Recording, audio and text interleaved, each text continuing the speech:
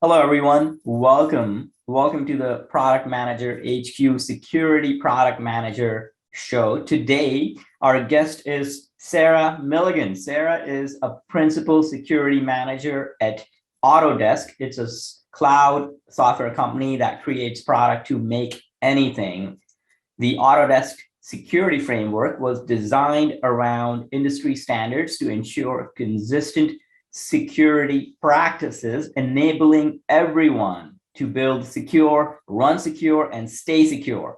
To deliver secure external products for customers, Autodesk builds internal security products to make security seamless for the whole company. Sarah drives the strategy and requirements for the internal security products to ensure the Autodesk product teams and employees meet the rigorous security measurements.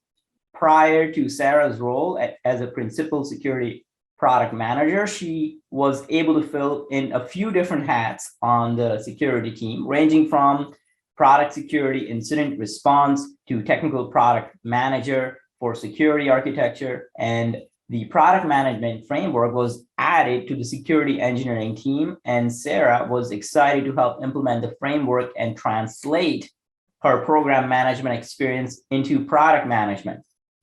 Sarah's favorite quote, and I quote, is "Don't let the perfect be the enemy of good." And with that, we'll get started. Sarah, anything else you want to add? This is going to be your show, so I'll turn off my video, and I'm excited to have you. Thank you so much for being on the show. I am so glad that you're here sharing your hard-earned knowledge and hard-earned knowledge. And thank you so much for being here. Yeah, thank you for inviting me. This is a really exciting opportunity. I think you covered it pretty well. The only thing I would emphasize, it'll make my answers to your questions a little bit more clear.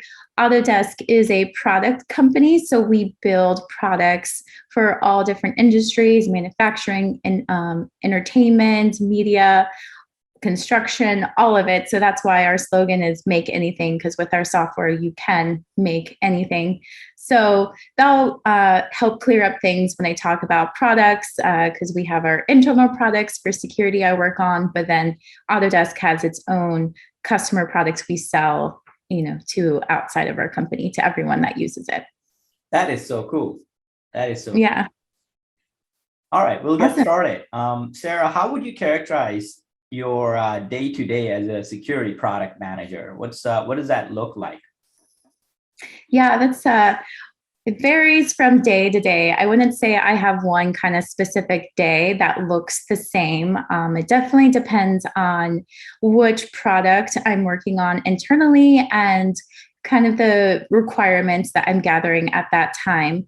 So sometimes I'm in a lot of customer conversations. So with our internal customers, so my fellow employees, ranging from, all different parts of our company, talking with them and understanding their needs and how they're using our internal products and where we can help, deliver it better to them. So then I'm also in the technical conversations with our security engineers and architects to understand how we could build that based off of, the needs I'm seeing throughout our company. And then a great portion is also in the Scrum meetings, making sure we're prioritizing the right features in those meetings. Wow. Okay. So it's a combination of a lot of different things. You wear a lot of different hats. I do. What are some of the challenges you face as you go from one context to another context in your day? I think one of the greatest challenges, and it's probably true for a lot of different companies, but security is new and it's not that sexy. So it's trying to help everyone understand why security is important and how it can be seamlessly integrated into their day. So a lot of my job is, and the challenge with this is like understanding where they're coming from and being empathetic to that. This is something that's added onto their day-to-day. And so it's not always like the number one job for them. as maybe a product engineer, security is another thing they're thinking about besides the major features they're trying to develop to get out into the public. So it's always, being empathetic to that and understanding like, how can I help them to make security seamless for them? So it's not something that is another full-time job for them to think about how they can stay secure. Got it. Yeah, security is an afterthought for most of the product managers. I used to be one of those persons. I used to think that, oh yeah, security, compliance, legal, privacy, let's put that all at the end of my product requirements document. I'll figure out the core capabilities first, and then we'll figure out all these other things. And it was always an afterthought until a few years ago when it came back and hurt me. So I started realizing the importance of that, and I can appreciate that. How do you go about convincing, or rather influencing, those teams, those product managers like me from a few years ago, who put it as an afterthought? How do you bring it to their awareness? How do you bring it to the center of their attention without them thinking that, oh yeah, this person is back again? How do you make that transition? How do you become that person? How do you bring it to their front of their thought process? Yeah. So I think it definitely is, really that relationship development is very important. So kind of always being in the conversations with them when possible. I try to make sure, if something gets brought up in Slack channel, that I'm kind of like watching what they're saying and maybe chiming in like, oh, that's a great thought. Let me think on that and see where I can prioritize that in the future. Just letting them know that I'm listening to their concerns and seeing maybe opportunities in the future to incorporate ways to make it easier for them. So I definitely think that's a part of it is, always letting them know kind of like, hi, I'm there, I'm friendly, and I can help out. And I also think in my company, we're doing a great job, which is important, I think, is from like the top. Like our CEO is very interested in security and making sure it's at the forefront of, our company now. And so he's emphasizing it. So we're having leadership, drive it as well. So it's becoming very important. So it helps then. So when we have these conversations as the little security team, they're like, okay, I get it. My senior vice president is telling us, all of our product teams, that this is important. So I kind of need to get on the bandwagon as well. And we also do a lot of like different awareness trainings as well, and capture the flag programs to kind of help them understand security besides the non-negotiables we emphasize, but other ways they can get involved in security besides making sure the product's secure. Got it. Yeah, that's very that's always challenging to build those relationships, especially when you work virtually. And I'm so glad you have support from the top of the chain to be able to bring that awareness across the organization. Is changing the gears a little bit on getting more specific product management advice. What are some of the frameworks that you recommend specifically for someone who's interested in getting into security product management? What are some of the frameworks for that? I definitely think, we definitely work on an agile framework, and you really need to have that agile mindset along with experimentation. As I said, security is, it's been around a long time, but now it's more kind of the cool kid in the class, and where, people are like, okay, we need to like focus on this now. So it's kind of more experimental with what is going to work to drive your people to actually adopt security, and the features and requirements that are going to work for you to really make that happen across the company. So I definitely think you have to be experimental and try things out and not be so married to like one idea.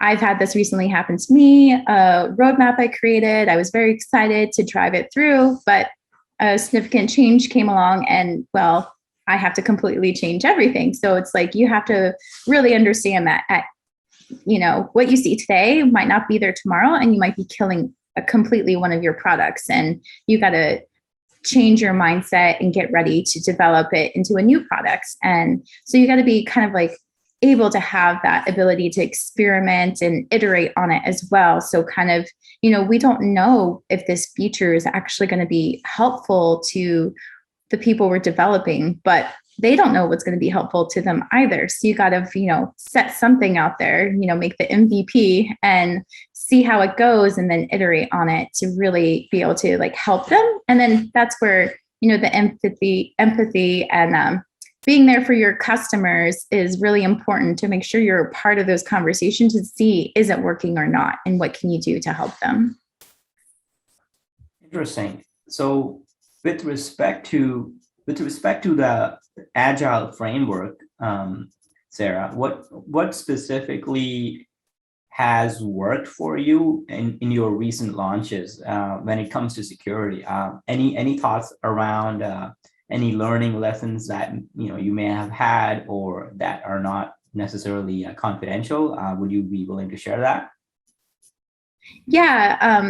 So, we have internal products that we use to help display measurements so everyone can understand where they are currently with security.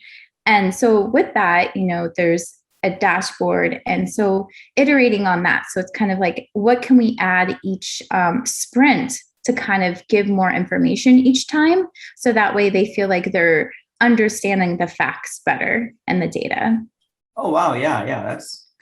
I found that one of the best tools in my belt, having some type of a tangible dashboard to show to my stakeholders and using that as a way to make progress. Thank you for sharing that. I think a lot of product managers can use that tool. It's a very powerful tool, having a dashboard, some sort of a tangible thing that shows the success, right? So yeah, it's very helpful. And, and that's what I appreciate is that it's a company driven effort to make sure that everyone understands these measurements and we can all, drive to the success together.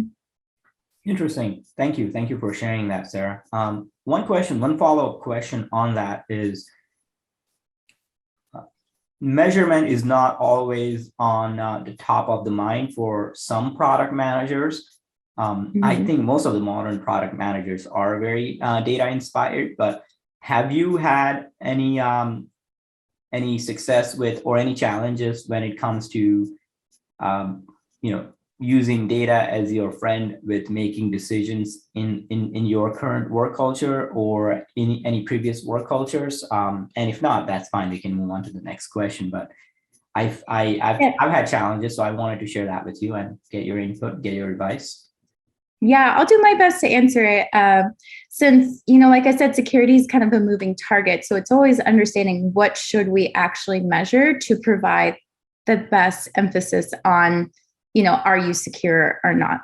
And so we're always making sure we're listening to the industry standards, watching the news, what is actually going to be good for us to measure to make sure we're staying secure. And so with that, it is like a moving target. So it's like today I'm looking at these numbers, but maybe tomorrow it's better to look at that.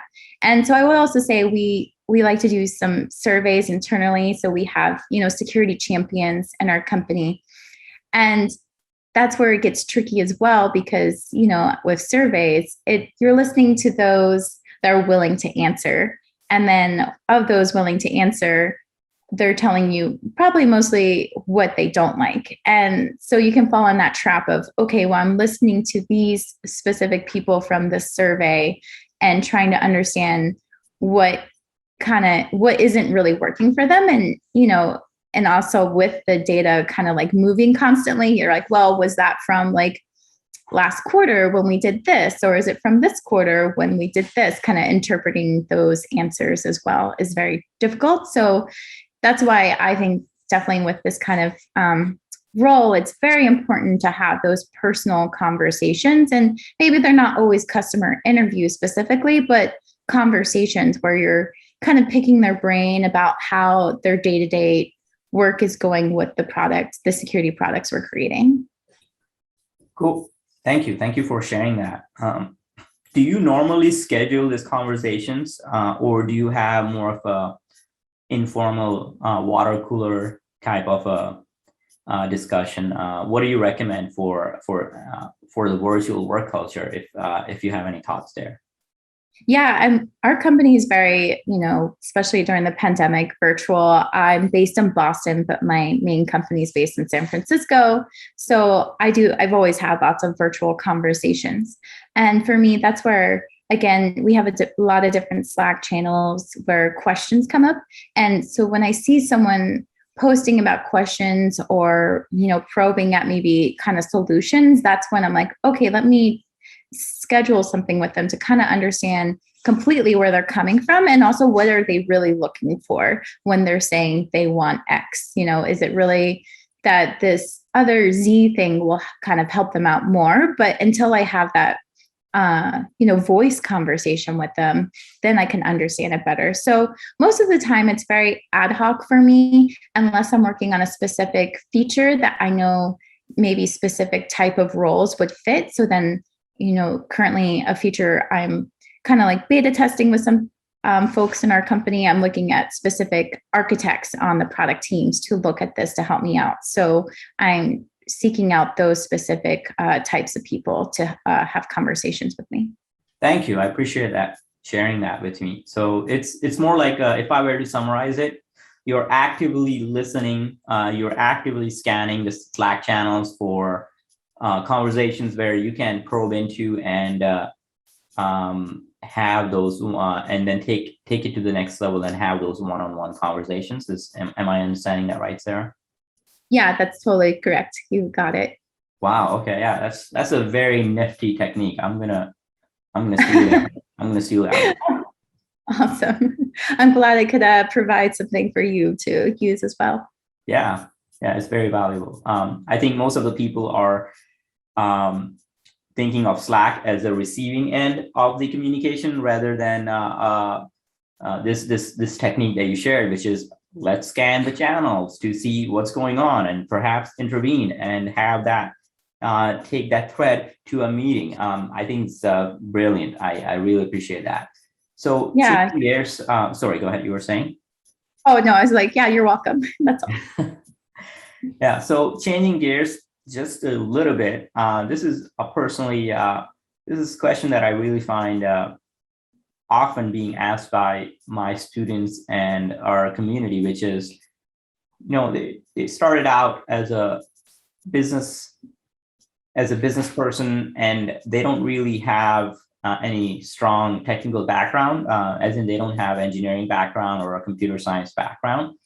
What path or technical skills would you recommend a candidate cultivate if she wants to transition into a specifically security product manager role?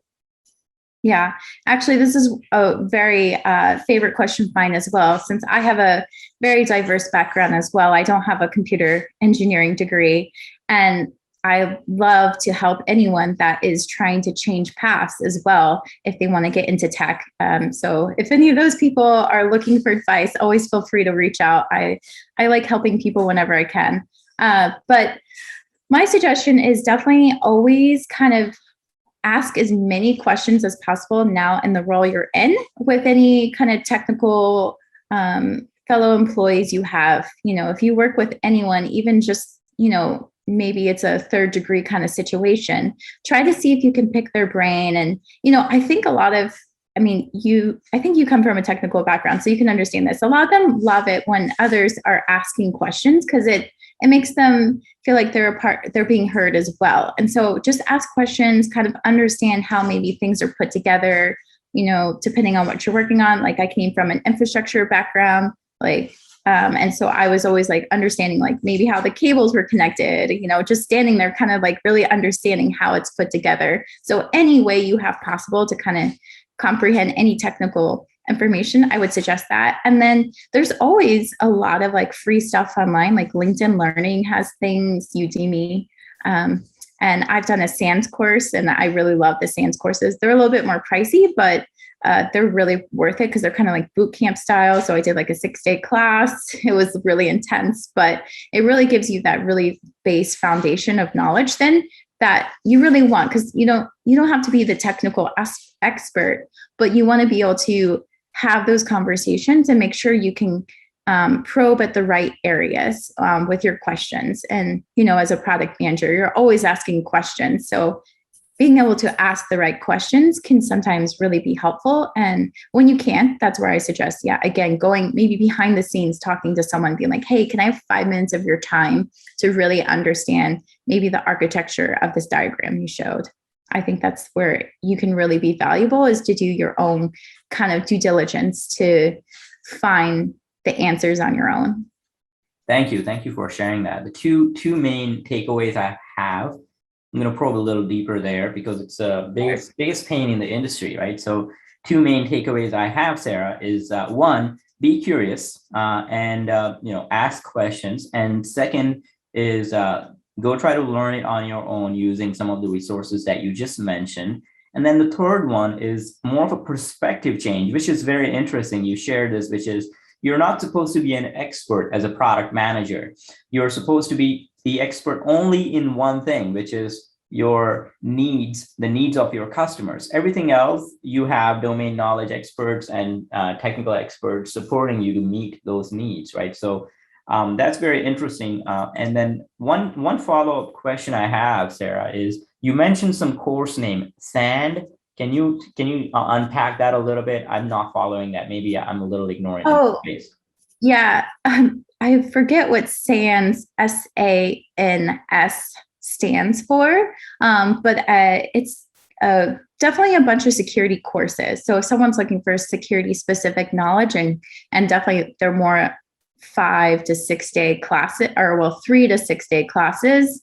And I know they do have them virtually now, but it's definitely one of those industry ones to, I know a lot of people on my team, all levels, go to their classes because they have like beginner classes and then also very advanced if someone wants to work maybe more on, their very specific, kind of like understanding the bugs and hacking and all of that. So there's specific classes for those types of things, but they're really great. So, and I've taken one of the courses, and it's really great to kind of get the base if you want to learn just the basics of security. Got it. Yeah, I just looked it up while we were talking about it, and it's SANS.org. So sense.org, and they've been around for a long time, 1989. Wow. Okay. That's interesting. I'm glad you shared that. I'll be posting on the website in the description box below this video, so check it out. And continuing our conversation, Sarah, we have a few more minutes left. I hope you don't mind if we go over by a minute or two, but I do have a couple more questions. One is what are some of the, you mentioned one of the behavioral traits, which is curiosity. What are some of the other critical behavioral traits that you consider important for security PMs? In terms of behavior and like the attitude and the temperament and all of that stuff. Yeah, I mentioned it earlier, but I want to emphasize it again, is empathy. You're going to have to really empathize and say that really fast, 3 times fast. But anyways, really empathize with your customers, at least for me, like my fellow peers and colleagues. Like I really need to understand where they're coming from, because this isn't their day-to-day job unless they're on the security team. They have security added on. And as security becomes more and more important, it's becoming more on their, plate. So maybe they're having to focus a lot more on it with their day-to-day job.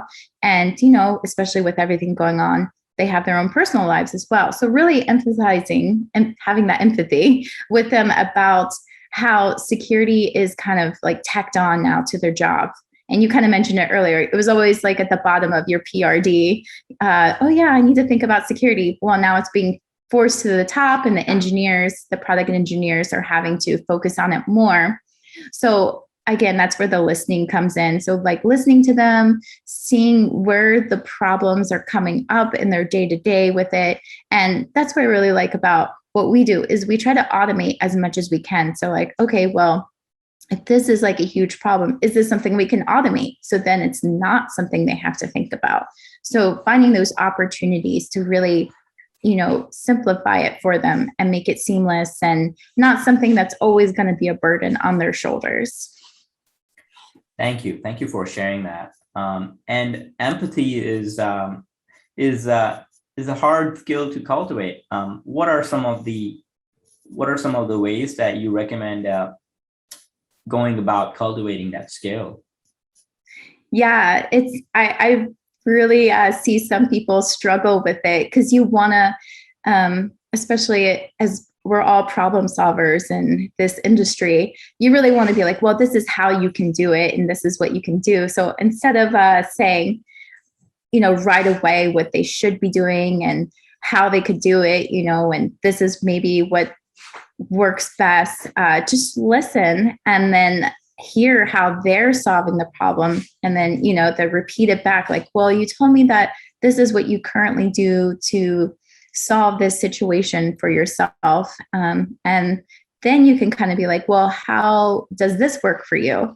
And if that doesn't work, well, what do you think will work then? And so kind of really letting them kind of be able to provide solutions as well, instead of sharing your solutions with them. So allowing them to be a part of that equation and not feeling like you're forcing security onto them. And that's where you can, allow them to kind of come up with ideas and then be like, yeah, let me think on that and see if that can be something we can do in the future. If not, I'll get back to you and propose something differently. And that's where you have to like keep the conversation going. It's not a one-time thing. And that's where you do go back and like, oh, I talked to, my software architect about this and that doesn't quite work, but would this work for you? And then usually they're very receptive at that point because they realize you've listened to them, you've let them propose a solution and you've offered something as well. And then you let them know that maybe that doesn't work and here's something else that could.